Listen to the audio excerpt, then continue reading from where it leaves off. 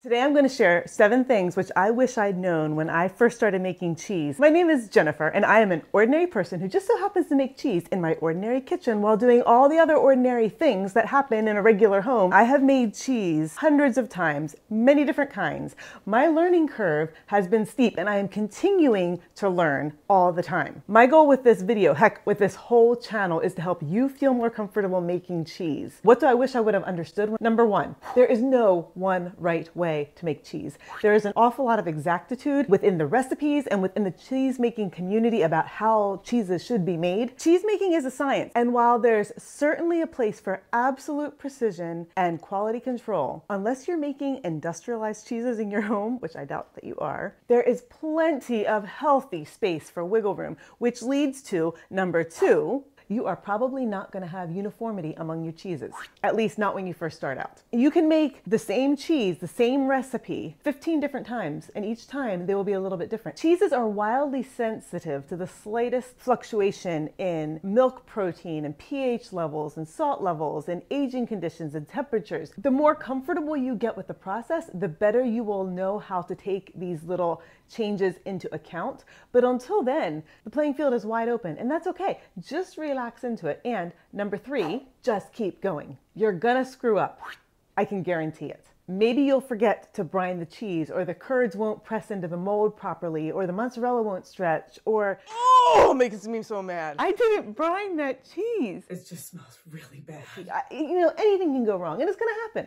But just keep going. And I don't mean with cheese making in general, I mean with that specific cheese. Here's the thing about cheese. It changes over time. So if you can kind of patch it together and just keep going with that cheese that you think you screwed up, given enough time, the cheese might change dramatically into something different. And if it doesn't, you can always grate it up and turn it into a melty American cheese. There's a recipe on my channel right there. Go check it out. Or if it's pretty horrible, feed it to the pigs, feed it to the chickens, or throw it in the trash. It's okay. It happens. You will still have learned something. So it's not a complete loss. Number 4, cheese making is suited for ordinary kitchens. People have been making cheese for centuries and for much of that time without running water or electricity. Your kitchen does not need to be a lab in order to make cheese. Sanitation is very important, but in most cases, hot water and soap will get the job done just fine. When it comes to making cheese, there is a pretty big spectrum of anxiety levels. There are people who are super concerned and super conscientious about boiling all their equipment, wearing gloves on their hands, using industrialized sanitation chemicals to sterilize everything.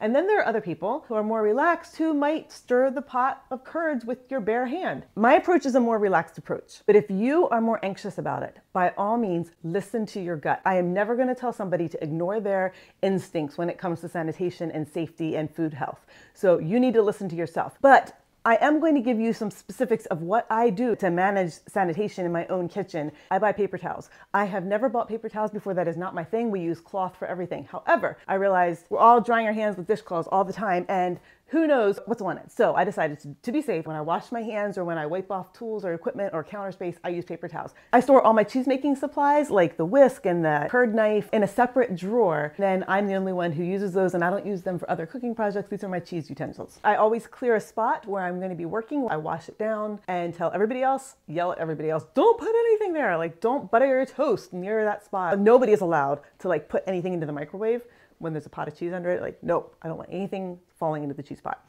Which also means when I am not standing right next to the cheese pot, I will keep a lid on it. I also do not throw my cheesecloths into the family laundry. I hand wash them in a bucket in the bathtub. Sometimes I will soak them with a vinegar water solution. I also keep a bottle of 50% white vinegar and 50% water, which I use to spray down my work surfaces, my tools and equipment. I might be kicking a hornet's nest here, but I'm gonna say it anyway. You can make sourdough while you're making cheese. It's gonna be okay. I mean, don't drop the sourdough into the cheese, but the two can be made simultaneously. I've been doing it the entire time. In fact, I actually proved my loaves of sourdough in the cheese cave because the cheese cave is a perfect temp, and I've never had yeast contamination. I might at some point, but I haven't yet. Number 5, you do not need to understand the science behind what you're doing in order to make cheese. If you enjoy geeking out over the science, by all means, go for it. But if the science makes your eyes glaze over, you can still make some really kick-ass cheese. Here's a confession. I still don't understand much of what I do or why I do it or the science behind it. I mean, I've read about it and I have a general idea, but I can't really explain it. I can't really articulate it. When I hear cheesy-oriented people talking about flocculation points and different pHs and calcium ions, I kind of tune it out. I can't get it. It's not who I am. Learning happens in layers. You start to learn something because you're curious or you're bored or you have a need and it's all new and it's overwhelming, but you decide to do something that's within your comprehension, within your abilities, within the equipment that you have, in the space you have, and it makes sense, and you do it and you do it again. And as you become more familiar with it, your brain begins to settle and you have space to puzzle over new things. So maybe it's a new type of culture or a new recipe or a new aging condition. And so you play with that. And then you take another step forward and another step forward. And that is how we learn, in layers over time as we are able to absorb it. You can read about cheese making until your eyes fall out. You can watch all the YouTube videos, but to learn to make cheese, you have to actually make cheese. Do it, people.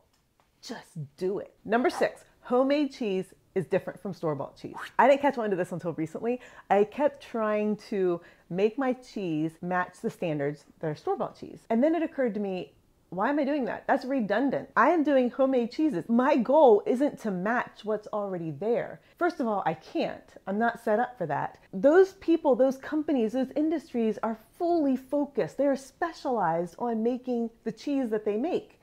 I am somebody who's doing a million other things in my house. I am not going to be pouring all my energy into making the perfect cheese because that's not my goal. My goal is to use the milk that we have to make a good quality, good tasting cheese. But that said, number 7, it's just cheese. Even though I am making cheeses from our raw milk, from our own cows that are right out there grazing, I can see them right there, and it's totally unique and totally special and totally specific to my location, it's still just cheese. I can't taste the wildflowers that they're eating. I don't taste all the varieties of grass. I don't get the sunshine. I don't taste the morning dew. The goal of cheese is to preserve milk for the long term so that you can nourish your body. Yeah, sometimes it's exceptional. Should I cry? Oh my. And there's flavor fireworks. Yes!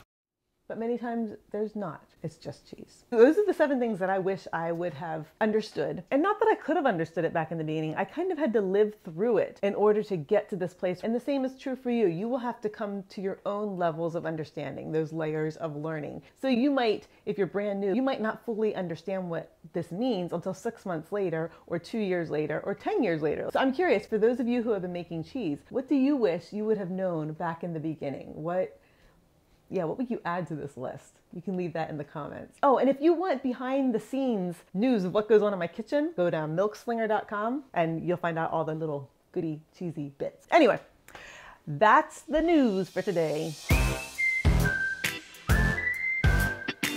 Ciao.